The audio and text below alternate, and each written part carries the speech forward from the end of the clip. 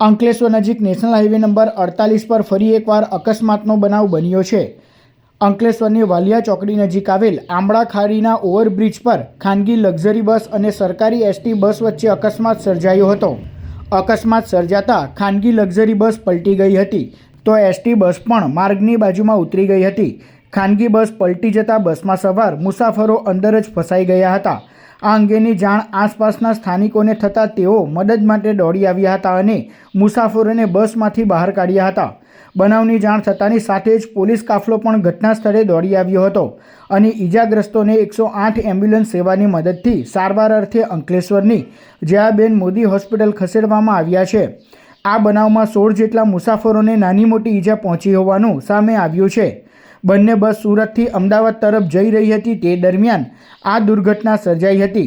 તો અકસ્માતના પગલે નેશનલ હાઈવે નંબર 48 પર ટ્રાફિક જામની પરિસ્થિતિનું નિર્માણ થયું હતું।